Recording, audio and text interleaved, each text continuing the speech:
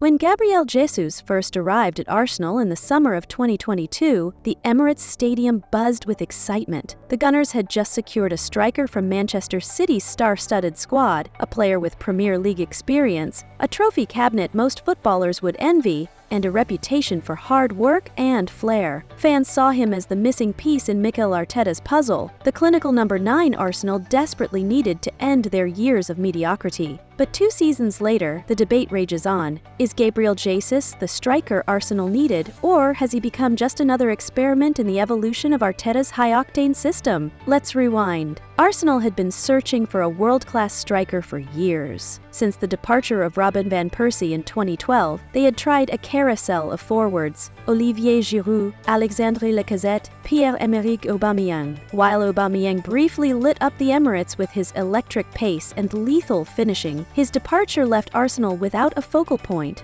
Enter Gabriel Jesus, a Brazilian international signed for £45 million sterling, 0 pence. On paper, it was a coup. Jesus was young, experienced, and fresh off years of learning under Pep Guardiola. He wasn't just a striker, he was a versatile forward who could press relentlessly, link play, and create opportunities. And at first, Jesus was everything Arsenal dreamed of. His early performances in red and white were electric. He didn't just score goals, he elevated the team. Arsenal's attack suddenly became dynamic and unpredictable, with Jesus dropping deep, drifting wide, and dragging defenders out of position. Martinelli and Saka thrived off the space he created, while Martin Odegaard had a perfect link-up partner. The Gunners roared to the top of the Premier League table, playing their most exciting football in over a decade. Fans quickly fell in love with Jesus' work rate. He pressed like a madman, chased every ball, and showed a selflessness rarely seen in star strikers. But as the season wore on, questions began to surface. For all his flair and creativity, Gabriel Jesus wasn't scoring as many goals as a traditional number 9. He wasn't a clinical finisher in the mold of Erling Haaland or Harry Kane. His injury in the 2022 World Cup with Brazil was another blow, sidelining him for months and disrupting Arsenal's momentum. When he returned, the goals still didn't flow as freely as fans hoped. Suddenly, the debate began. Was Jesus truly the solution, or was he a square peg in a round hole? Here's the thing about Gabriel Jesus. He's not your typical striker. He doesn't live for tap-ins or poachers' goals. He's a creator as much as he is a scorer. At Manchester City, Jesus often played out wide, sometimes as a right winger, sometimes as a false 9, and occasionally leading the line.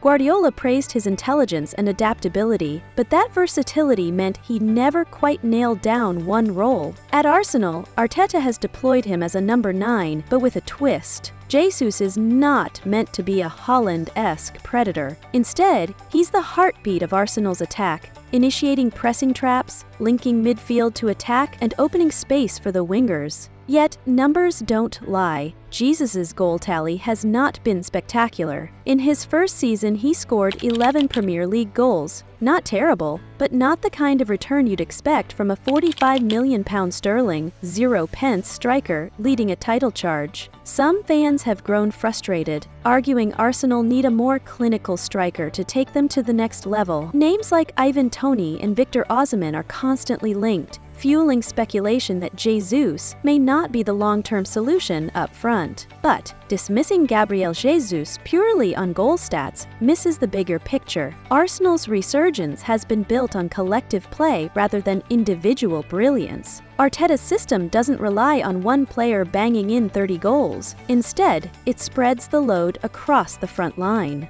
Saka, Martinelli, and Odegaard have all flourished, partly because of Jesus' willingness to do the dirty work. He's the kind of striker who will sacrifice his own numbers to make the team better. His relentless pressing sets the tone defensively, while his creativity adds another layer to Arsenal's attack. One of Jesus' greatest strengths is his mentality. Despite his modest scoring record, he has a champion's mindset forged at Manchester City, where he won multiple Premier League titles and learned from one of football's greatest tacticians. Arteta, a former Guardiola assistant, values Jesus' intelligence and leadership as much as his technical skills. The Brazilian Vitor Me has become a mentor to Arsenal's younger stars, bringing a winning mentality to a squad still learning how to compete at the highest level. It's worth remembering that football has evolved. The era of the classic number 9 is fading. Many top teams now use versatile forwards rather than traditional poachers. Liverpool won the Champions League with Roberto Firmino, a false 9 who wasn't a prolific scorer but facilitated goals for Salah and Mane. Similarly, Jesus' role isn't about being the guy who scores the most, it's about being the guy who makes everyone else better. Arsenal's attack is a symphony, and Jesus is its conductor. He may not always be the one hitting the high notes, but he ensures the music flows beautifully. If the Gunners do go out and sign a prolific striker in the future, don't be surprised if Jesus thrives alongside them. His game intelligence and versatility make him invaluable in any setup. For now, he remains Arteta's trusted lieutenant, a forward who represents the club's ethos: hard work, creativity, and fearlessness. So, is Gabriel Jesus the striker Arsenal needed, or a false 9 experiment? The truth lies somewhere in between. He's not a traditional number 9, but in Arteta's hands, he's a weapon every bit as dangerous. He's a puzzle piece that doesn't quite fit the conventional mold, but completes the picture perfectly. Arsenal may still chase another forward, but history will remember Gabriel Jesus as the player who brought belief, chaos, and brilliance back to North London. As Arsenal's story unfolds, Jesus' legacy will be written not just in goals, but in moments.